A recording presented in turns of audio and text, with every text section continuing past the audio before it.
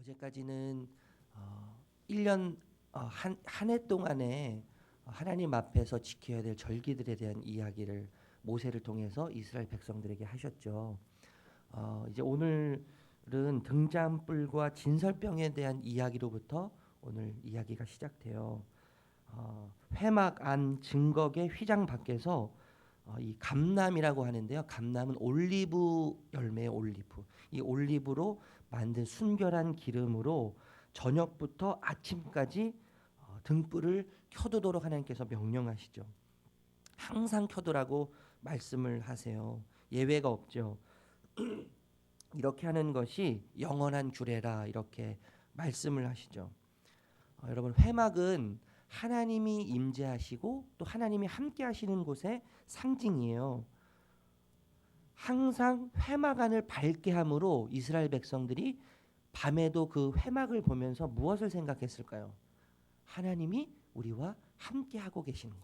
하나님이 우리와 밤에도 쉬지 않고 주무시지도 않고 일을 멈추시지 않고 밤이지막 비록 그래도 하나님은 변함없이 나와 함께 하시고 우리와 함께 하시고 우리를 보호하시는 그 하나님의 임재와 함께 하심을 느꼈을 거예요, 분명히요. 그런 하나님의 함께 하심을 느끼면서 영적인 안정감을 누렸겠죠. 하나님은 회막 안에 있는 등잔불을 밝히면서 하나님을 기억해라. 하나님을 기억해라. 하나님이 함께하고 내가 너희를 보호하고 내가 영원히 너를 지킬 것이라. 너희가 자고 너희가 졸아도 나는 졸지도 않고 잠을 자지도 않는 그런 하나님이다. 그런 하나님이 너와 함께할 것이다. 영적인 안정감을 이스라엘 백성들에게 이 등잔불을 통해서 주시는 거죠. 진설병을 또 고운 가루를 통해서 만들라고 말씀하세요. 이 떡을 진열할 때는요 2줄로 진열을 해요. 한 줄에 6개, 한 줄에 또 6개. 이렇게 해서 12개의 떡을 진설하는데 이것은 이스라엘의 그 12지파를 상징한다고 우리가 생각해도 괜찮을 것 같아요. 이것은 안식일마다 교체해야 되죠. 안식일마다 교체하는데 교체하기 전까지는 그 떡들이 항상 그 떡상 위에 진열되어 있었습니다. 여러분, 이 떡을 보면서 떡은 이 주림을 채워주고 갈급함을 채워주는 것을 상징하는 거잖아요. 이 떡이 항상 진열되어 있는 것을 보면서 회막 안에서 항상 진열되어 있는 것을 이스라엘 백성들이 보면서 자신의 부족함과 자신의 연약함과 자신의 목마름과 자신의 배고픔을 채워주실 하나님을 이스라엘 백성들이 자동적으로 기대하게 만드셨다는 것을 우리가 알 수가 있는 거죠. 이것도 마찬가지로요. 영원한 규례라고 말씀하세요. 영원한 규례. 여러분, 신약에 넘어오면 예수님을 자신이 이런 말씀하시거든요. 나는 세상의 빛이다. 나는 생명의 떡이다. 이렇게 말씀하세요. 세상의 빛으로 오신 예수님을 받아들이는 모든 사람들에게 예수님은 진정한 빛이 되시죠. 진정한 빛이 되세요. 여러분, 이 빛은 의미를 찾아보니까요. 시간적으로 이 빛이란 의미는 뭐냐면요. 새벽을 말해요. 새벽을 말하는데 여러분, 새벽은 어떤 이미지가 있어요? 새로움, 시작, 어떤 새로운 날, 뭐 이런 의미가 있잖아요. 그죠? 새것. 예수 그리스도, 참 빛 대신 예수 그리스도를 받아들이는 모든 사람에게 예수 그리스도는 참 빛이 되셔서 진정한 빛이 되셔서 받아들이는 모든 사람들을 새롭게 하시죠. 새롭게 하세요. 그래서 예수님을 받아들이는 모든 사람들을 새로운 피조물로 재창조하시는 은혜를 주시는 거예요. 재창조. 여러분, 우리가 예수님을 받아들이면 참 신기한 게 뭐가 있냐면요. 변한 것은 하나도 없어요. 내 주위에요. 변한 것이 하나도 없어요. 고통은 고통 그대로 있어요. 아픔은 아픔 그대로 있죠. 내 남편 변함없이 똑같은 모습으로 있어요. 우리 자녀들 전혀 변한 것이 없어요. 그렇지만 내가 변했기 때문에 내가 바라보는 그 모든 것들이 어떻게 보여요? 새롭게 보이는 것이죠.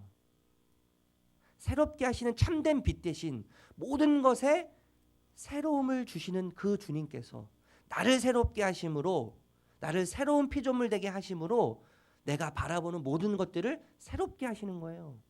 변하는 것이 하나도 없어요. 똑같아요. 여전해요.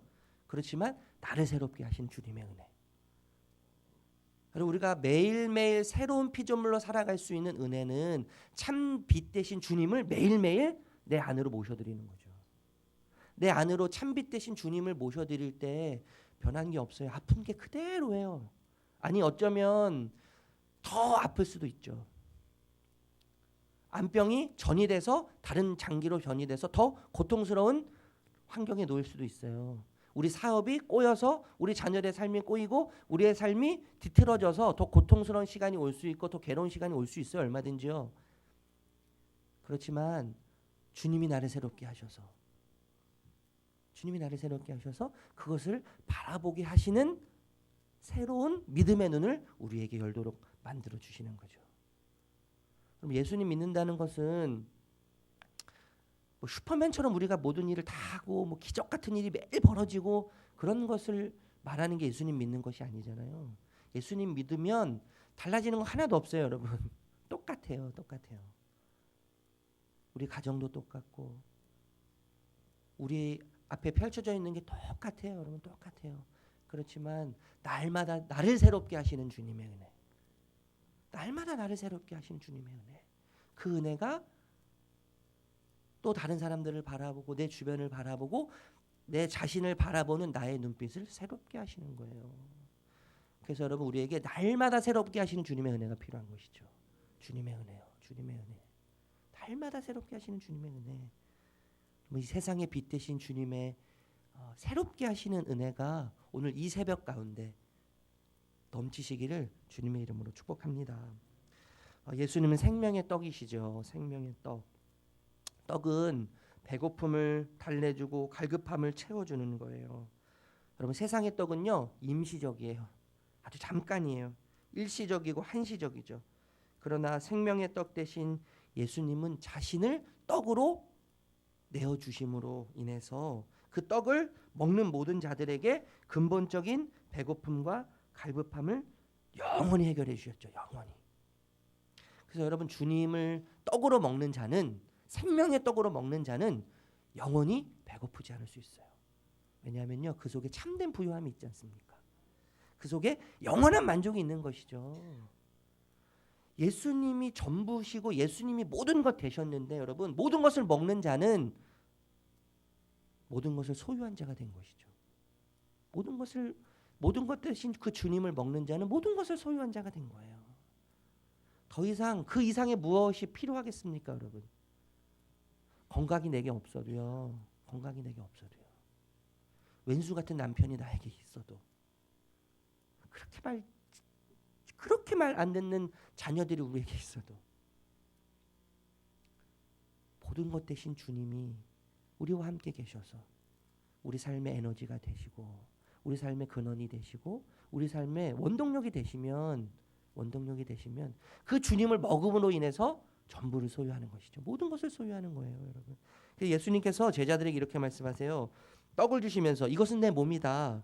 이것을 내 몸이니 이것을 먹는 자는 영원히 배고프지 않을 것이다. 여러분 우리의 삶을 생각해 보면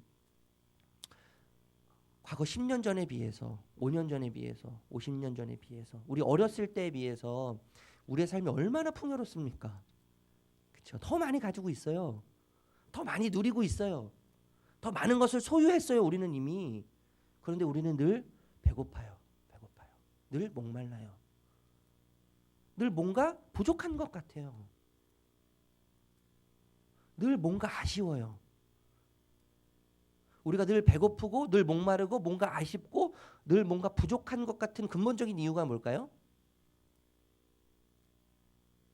생명의 떡 대신 주님이 우리 삶을 온전히 장악하지 못하고 있기 때문 아닙니까? 생명의 떡 대신 주님이 우리 삶 가운데 온전히 하나님의 그 다스리심이 없기 때문에 아닌가요? 우리 삶에요? 우리가 그렇게 걱정하는 이유는 뭐예요? 우리 염려하는 이유는 뭡니까? 우리가 불안해하는 이유는 뭐죠? 생명의 떡 대신 주님이 온전히 우리 삶 안에 들어오시지 않기 때문 아니에요, 여러분? 우리가 더 많이 가졌는데요, 과거보다. 우리가 더 많은 것을 누리고 있는데요. 과거보다 우리가 더 많은 것을 소유하면서 있는데, 그리고 우리가 부족한 이유는 뭐예요? 염려하고 불안하고 두려워하고 부족함을 느끼는 이유는 생명의 떡 대신 그 주님으로부터 나오는 영원한 만족, 영원한 부요함을 우리가 누리지 못하고 있기 때문인 것이죠. 여러분, 예수님은 생명의 떡이 되세요. 그 떡을 먹는 자에게 영원한 부요함을 주시고 영원한 만족을 주세요. 여러분, 그것을 먹음으로 그 부요함과 그 만족함을 누리실 수 있는 저와 여러분이 되시기를 주님의 이름으로 축복합니다. 여러분, 우리 삶 속에서 이 생명의 떡 대신 주님을 누리지 못하고 세상의 빛 대신 주님이 점점점 어두워져 가면서 우리 삶 속에서 보이지 않는다면, 그 빛이 우리 삶을 비치지 못한다면 어떤 일이 벌어져요? 10절의 이야기가 그 이야기 아닙니까? 가장 추악하고 비참한 삶을 살게 되죠. 여호와의 이름을 모독하고 저주하는 삶을 살게 되는 거 아니겠어요, 여러분? 슬로밋 아들의 죄, 이름이 나오지 않아요. 이 아들의 이름이 나오지 않죠. 어머니의 이름만 나와요. 슬로밋이라고 하는 이스라엘 여인, 아버지는 애굽 사람이에요. 그 아들이 여호와의 이름을 모독하고 저주합니다. 여러분, 이름에는 이름에는 인격이 담겨져 있는 거예요. 인격. 여호와 이름에는요, 여호와 하나님의 인격이 담겨져 있어요. 이상민이라는 이름에는요, 저의 인격이 담겨져 있는 거예요. 그 이름을 욕하고 그 이름을 모독하는 것은 뭐예요? 그 인격체를 욕하는 거거든요. 하나님의 이름, 여호와의 이름을 모독하고 여호와의 이름을 무시한 것은 하나님을 모독한 것이죠. 여러분뿐만 아니라 여호와 이름에는요, 굉장히 독특성이 있었는데 이스라엘 백성들에게서 특별한 의미가 있었어요. 이스라엘이 이스라엘 되기까지는 여호와란 이름에 굉장한 무게가 있어요. 왜냐하면 이스라엘이 존재할 수 있는 이유는 여호와 하나님으로부터의 시작이 이스라엘 백성의 시작이기 때문에 그런 거거든요. 하나님께서 이스라엘 백성들을 불러내심으로 이스라엘 백성이 시작 탄생됐죠. 그러니까 여호와의 이름 속에는 이스라엘의 정체성이 담겨져 있는 거예요. 시작이 담겨져 있고 출발이 담겨져 있는 것이죠. 그러니까 여호와의 이름을 모독했다는 것은 하나님을 모독한 것뿐만 아니라 이스라엘이라고 하는 민족, 국가를 모독하는 거죠. 그래서 이 슬로밋의 아들이 여호와의 이름을 모독하고 저주했을 때 온 회중이 뭐예요? 하나님께서 말씀하실 때까지 기다리는 거예요. 그리고 여호와의 명령을 듣고 어떻게 해요? 온 회중이 돌로 쳐서 죽이지 않습니까? 그 온 회중이 처벌하는 이유는 여호와의 이름을 모독한 그것은 단순히 여호와의 이름을 모독한 것뿐만 아니라 이스라엘이라고 하는 나라를 모독했다는 의미가 그 속에 담겨져 있는 거예요. 그래서 온 회중이 뭐예요? 슬로밋의 아들을 돌로 쳐 죽이는 것이죠. 그런데 여러분, 참 재미있는 표현이, 우리가 관심을 가져야 되는 내용이 뭐냐면 하나님의 이름을 모독한 다음에 무슨 내용이 나와요? 눈에는 눈, 이에는 이 이야기가 나와요. 사람을 죽인 자는 죽이고, 그죠? 그리고 짐승을 죽인 자는 짐승으로 갚고, 남에게 피해를 입힌 자는 피해를 입힌 그대로 그 사람에게 갚아야 된다. 이런 이야기를 하시는 거예요. 하나님의 이름을 모독하는 이야기와 사람을 죽이고 사람에게 피해를 입힌 이야기가 동시에 나오는 거예요. 왜 동시에 나올까요? 하나님의 이름을 모독한 것과 사람을 죽이거나 사람에게 피해를 입힌 그것은 뭐예요? 동일하다는 거예요. 동일하다는 거예요. 여러분, 우리가 어떻게 하나님의 이름을 모독한 것과 우리에게 피해를 준, 사람에게 피해를 준 것과 어떻게 동일한 수준이 됩니까? 어떻게 동일한 수준이 될 수 있을까요? 우리 안에 뭐가 있어요? 하나님의 형상이 담겨져 있기 때문이에요. 하나님의 형상. 그래서 여러분 말씀하죠. 눈에는 눈으로, 이에는 이로 갚아라. 여러분, 예수님이 말씀하세요. 이것을 강화하세요. 예수님이 강화.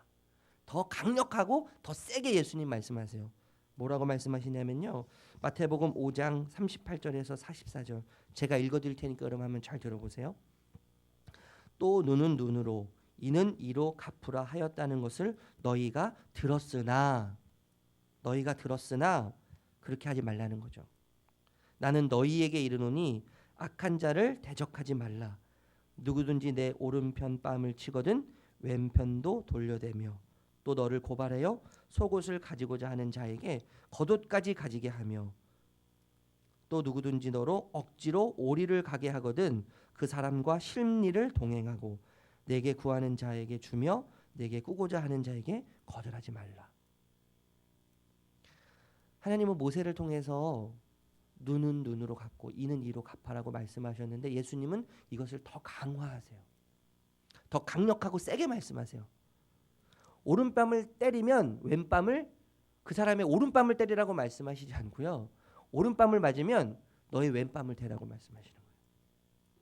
누군가 너에게 오리를 1km를 걸어가자고 하면 여기서 향남까지 걸어가자고 하면 봉담까지 걸어가라 라고 말씀하시는 거죠. 만약에 누군가 너에게 꺼달라고 하면 꺼준다는 생각을 하지 말고 그냥 준다는 생각을 하고 그 사람에게 주어라 이렇게 말씀하는 거예요. 여러분 이것을 한 단어로 표현하면 저는 이렇게 표현할 수 있을 것 같아요. 희생.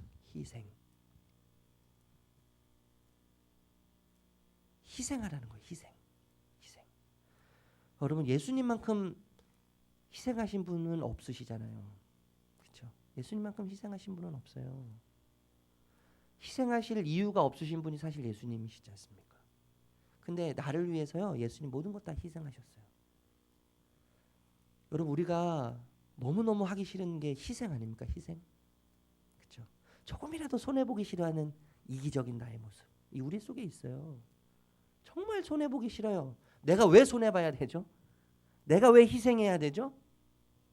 여러분 우리가 왜 희생해야 됩니까? 너무너무 싫어요. 사실 희생하기 싫어요. 손해보기 싫죠. 여러분 예수님은 십자가에서 자신의 생명을 내어줌으로 희생하시면서 자신을 희생하시면서 이 모든 인류의 생명을 얻으셨어요. 생명을 얻으셨어요. 우리가 앞에서도 살펴봤지만 예수 그리스도를 먹고 마심으로 예수의 희생이 나의 희생이 되도록 한다면 우리 안에서 영적인 생산력이 있는 거죠. 영적인 생산력. 생명을 우리의 희생을 통해서 생명을 얻는 놀라운 기적을 우리가 경험할 수 있는 거 아니겠어요? 그럼 예수님의 희생은 또 다른 생명을 낳으셨어요. 여러분 우리 자녀들이 왜 예수님을 믿지 않습니까?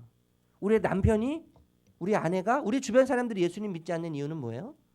우리를 보면서 예수님을 모르겠다고 이야기하는 이유는 뭐예요? 너를 보면 하나님이 보이지 않는다고 이야기하는 이유는 뭐죠? 희생하지 않기 때문에 아니겠습니까? 희생하지 않는 거예요. 손해보지 않는 거예요. 세상 속에서 여러분 직장 생활 속에서 수많은 사람들 관계 속에서 나를 통해서 예수님을 보지 못하는 이유는 뭐예요? 희생하지 않기 때문 아니에요. 희생하지 않기 때문에요. 여러분 예수님 믿는다는 것은 예수님을 닮아가는 거지 않습니까? 예수님을 닮아가는 거. 제가 설교할 때마다 참 느끼는 게 뭐냐면요. 죄에 대한 이야기를 너무 싫어하세요. 성도님들이요. 죄에 대한 이야기. 막 죄를 보라고 이야기하고 죄를 회개하라고 굉장히 싫어해요. 딱딱해져요. 그리고 또 다른 이야기 희생. 예수님은 우리를 위해서 모든 것을 내주셨죠. 모든 것을 희생하셨어요. 예수님을 믿는다는 것은 예수님을 따라가는 거 아닙니까? 예수님을 따라가는 거죠. 예수님이 가신 그 길을 우리도 걸어간다는 것이 예수님을 믿는다는 거 아니에요? 그리스도인이라는 말이 그거 아니에요, 여러분? 예수 그리스도의 가치를 나의 가치로 삼는 게 예수님을 따라가고 예수님을 믿는 거 아니에요? 예수님은 희생하라고 말씀하시는 거예요. 우리에게 희생하라고. 희생함으로 우리에게 영적인 재생산, 영적인 생명 나음을 우리에게 요구하시는 거죠. 예수님의 희생이 우리에게 흘러가면 좋겠어요. 여러분, 우리는 물론 축복 받아야 돼요. 은혜 받아야 되죠. 근데 우리의 삶을 통해서 그것이 희생으로 나타나는 거예요. 희생. 불편함. 그래서 여러분 예수님의 그 희생이 또 다른 생명을 낳은 것처럼 우리의 희생을 통해서 또 다른 생명을 낳는 은혜가 있기를 바랍니다. 함께 기도할게요.